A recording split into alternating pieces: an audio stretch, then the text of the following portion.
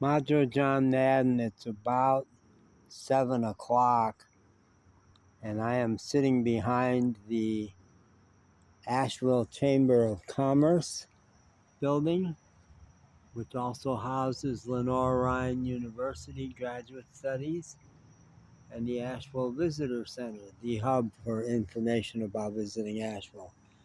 And this has been a place where I have frequented a lot over the last few months, the 4 months that I have been in Asheville since May 2nd.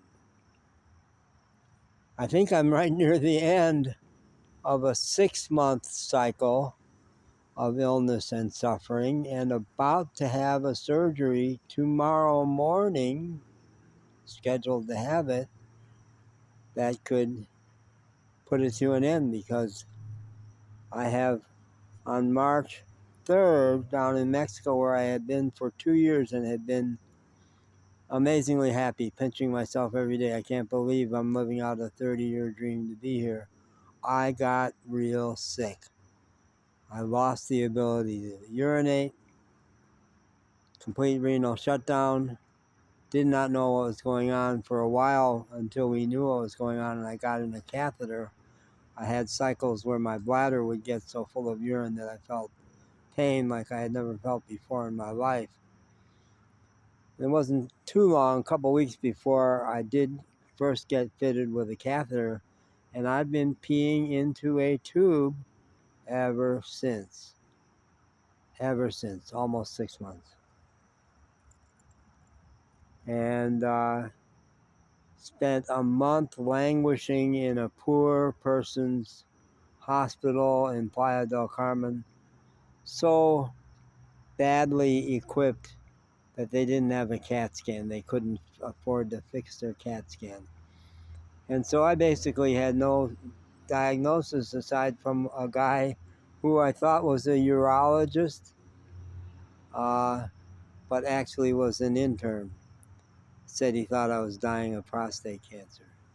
And I felt so sick.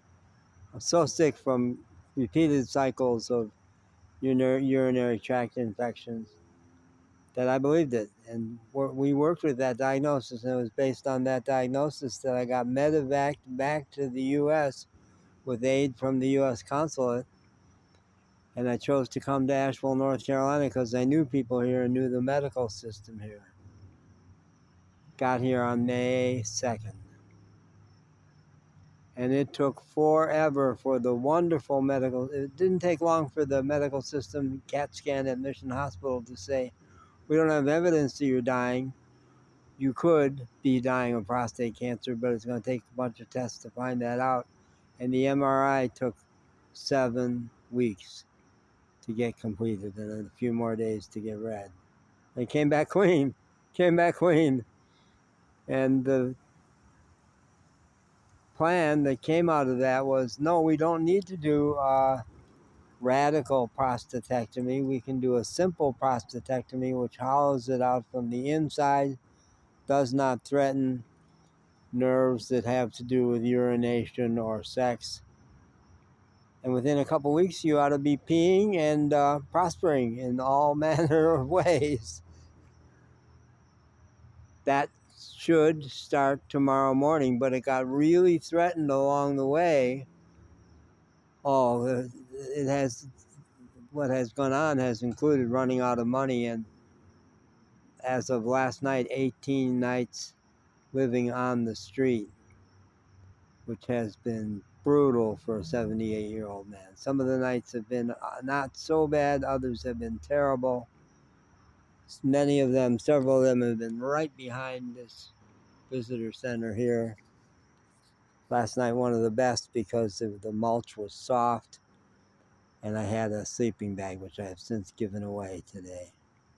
What a good feeling it was to look at that line of homeless guys lined up for a meal and say, who wants a sleeping bag? Because tonight, I'm planning to sleep at the Pardee Hospital south of here, where tomorrow I'm to have the surgery. But where it got threatened was, I thought I was going to get my Social Security check on Friday, would have money to take Ubers down to the hospital to spend the night before in a hotel, not on the street. But the check did not come and now won't come until Wednesday. So I was on the verge of calling it all off until my friend Tom Kilby, out of the blue this morning, said, "Hey, I know I live in Greenville, way south of you, but I'm going to be in Asheville tonight, and on my way home could drop you off at Pardee Hospital." And I tried to reach the right people there at Pardee to arrange that. No, it's Labor Day. People weren't working today. So I'm going to show up at the emergency room sometime after 9 tonight, explain my situation. I'm supposed to be here by 5:30 in the morning. They will either admit me to the ER overnight, or I'll sit in the waiting room for the night and not be out in the cold street laying on the concrete or mulch or grass. I have been letting down all day since this plan got put in place. I've had a couple other cycles of letting down. When I first was admitted to the respite center, which seemed like a perfect place for me.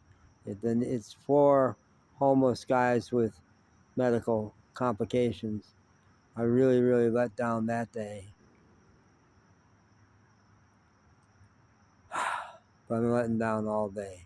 It could be over. And I've got a new apartment, hopefully gonna get approved. Been waiting for the parent company to write back and approve my application. I could either move there directly on Wednesday when I leave the hospital, or spend the night in a hotel and move in the next day. But it sure looks like a dramatic sea change in my life towards being able to focus on living instead of surviving. Thank you, Tom Kilby. Thank you, all the angels who have helped me. There have been so many angels who have helped me. Sonia in the gift shop here helped me in a number of ways. Julia at the ABCCM has helped me incredibly. Brittany at A-Hope helped me. Various nurses, so many nurses and nurses' aides and occupational therapists and rehab therapists. So many people have helped. The people at the respite center helped incredibly. And just regular Joes, homeless people who gave me a smoke or a little bit of food or whatever. Life. When life smiled on me with sunshine. Bless me, folks. Wish me the best for surgery tomorrow. It's no guarantee, but I am grateful. Thanks.